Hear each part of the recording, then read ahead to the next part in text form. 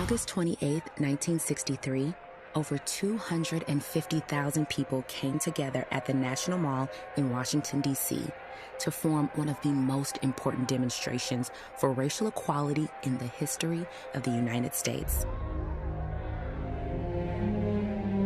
That day, Dr. Martin Luther King Jr. delivered his iconic "I Have a Dream" speech. With 4 words, he inspired the nation with his dream of a better future. While the breadth of his speech touched on a variety of issues that plagued Black Americans, his demands of never being satisfied with inequities in housing, policing, and voting echo familiar conversations of our present. Let's examine how Dr. King's words are more relevant today than ever. Maybe the last time to march on Washington. Maybe the last time, but I don't know. We're singing This may be the last. And the architects of our republic wrote the magnificent words of the Constitution and the Declaration of Independence. Well, it may be the last time to march on. They were signing a promissory note. Well, it may be the last time. This note was a promise that all men, yes, black men as well as white men, would be guaranteed the unalienable rights of life, liberty, and the pursuit of happiness. It is obvious today, instead of honoring this sacred obligation, America has given the Negro people a bad check. We refuse to believe that there are insufficient funds in the great vaults of opportunity of this nation. So we've come to cash this check, a check that will give us upon demand the riches of freedom and the security of justice. Now is the time.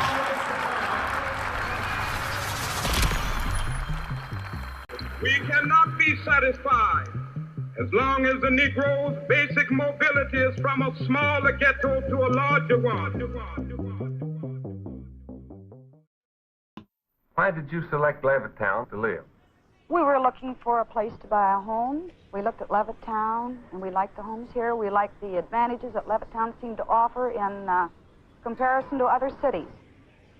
And we understood that it was going to be all white. We were very happy to buy a home here. The racist housing practices of the past caused a ripple effect that still impacts Black and brown families today. But it's easier to show you rather than explain it to you. The goal of the game is to earn as many coins as possible. You will both start with the same amount of coins, and whoever has the most coins at the end of the game wins. You're going to play against our reigning champion. The winner chooses their pawn first. Hey, good luck. I'll take the white pawn. You'll be playing with the black pawn. Take your piece and put it on the board. Because you're playing with the black piece, your home has been redlined. Players of redline communities are often prevented from receiving the same opportunities and services as their green counterparts. Unlike blue and yellow, even if you get the coins to move to the green district, the rules of the game prevent it. White plays first and will draw from the green deck, and black will draw from the red deck. Yes, a home loan is approved. Home ownership is the quickest way to earn coins in this game. Your turn. Oof, you got denied. Banks consider redline neighborhoods too risky to get a home loan. Home ownership will likely remain outside of your reach for this game. Ah, tax card. The tax revenue from the community upgraded the schools, hospitals, and parks in your neighborhood. Oh, sweet. You got a tax card, too. Since it's nearly impossible to refinance and get loans for your neighborhood, the property values of the homes are starting to drop. Lower property values mean fewer taxes to collect, resulting in fewer health, wealth, and education investments. Oh, what does the grocery store card do? A grocery store means healthier foods and more coins for a better quality of life. Looks like you're finally catching a break. A factory should bring lots of jobs to the neighborhood. While the factory brings in jobs, This factory will also bring in hazardous waste, causing health problems for your community. That's going to cost you as well. Awesome. The highway card makes it way easier to connect with the rest of the city. Unfortunately for Black, the highway card affects your neighborhood too. The Red Line neighborhood will lose some homes from the new development and experience more pollution. Okay, I think you get the point. Winning is hard when the deck is stacked against you. People who live in formerly Red Line communities have earned far less personal wealth and experience higher rates of pollution in their communities than their green counterparts. These practices were unfair, but it's important to learn about history if you want to play a role in shaping the future. Now is the time.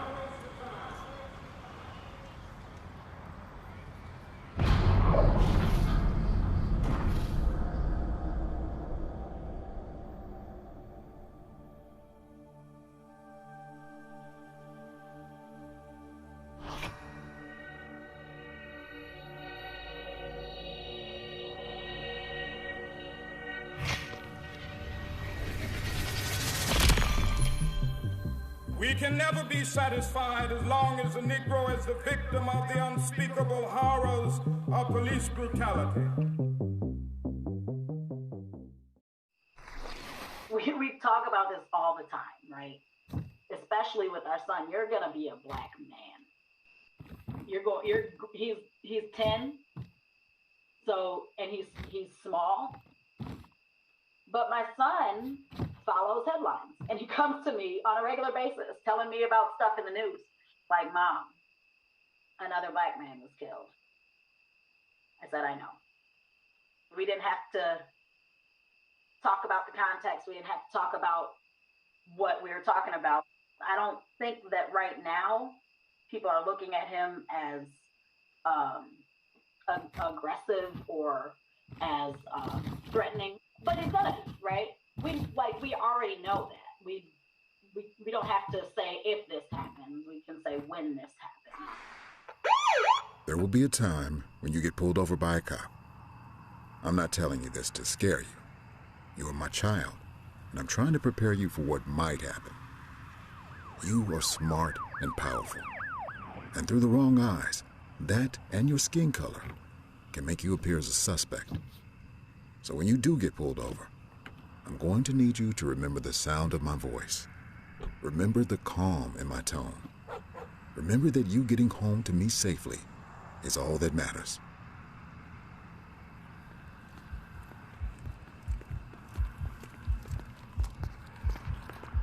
Is there anything I should know about in the vehicle?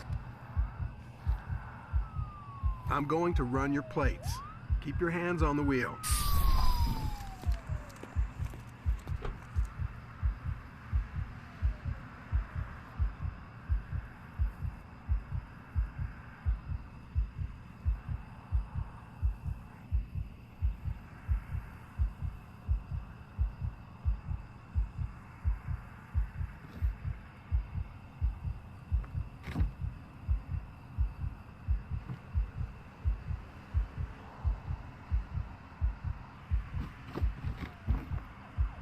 What are they reaching for?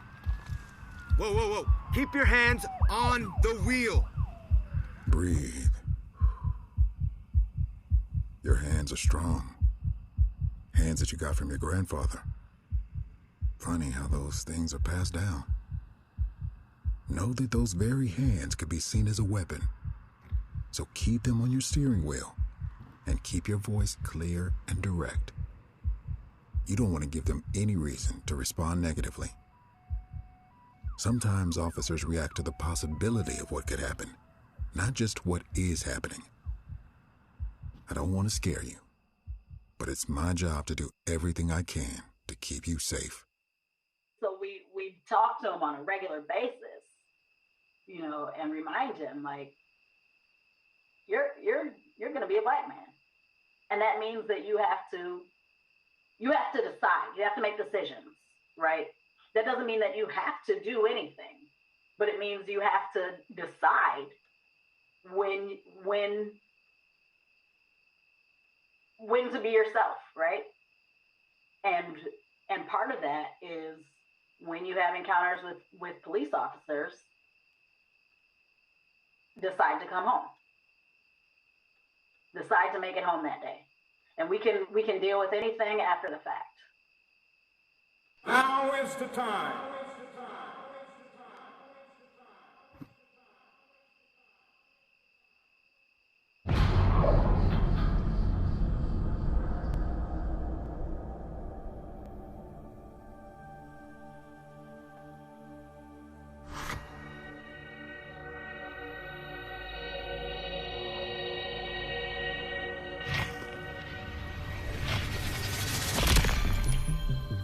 We cannot be satisfied as long as a Negro in Mississippi cannot vote, and a Negro in New York believes he has nothing for which to vote. This right to vote is the basic right, without which all others are meaningless. It gives people as individuals, control over their own destinies. The right to vote has a long legacy of being attacked. Poll taxes, literacy tests. Voter suppression tactics like these are ever evolving. They can make trying to vote feel like chasing a ballot that's just out of reach. When citizens can't vote, the effects on a society can be devastating. Took me 3 tries to register. Why can't I use my student ID? It's not fair. I can't afford to miss work to go vote.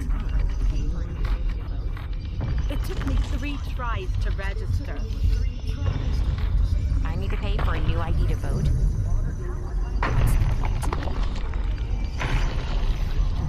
We're lined up with guns at my polling place. I would have to drive 250 miles to get a new ID. I can't register to vote. Doesn't have Are they going to fix the bridge? A decent pension? Nothing ever changes around here. Nothing ever changes around here.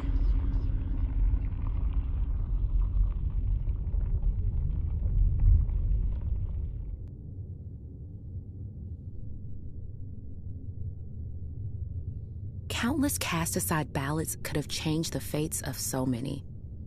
When history begins to repeat itself, we must organize, take action, and make a change.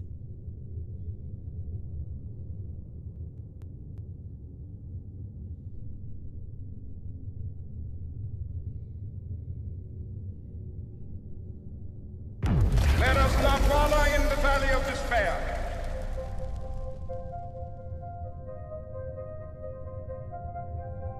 Now is the time to make real the promises of democracy.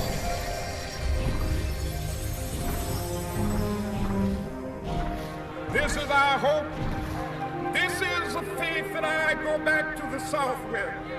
With this faith, we will be able to hew out of the mountain of despair a stone of hope.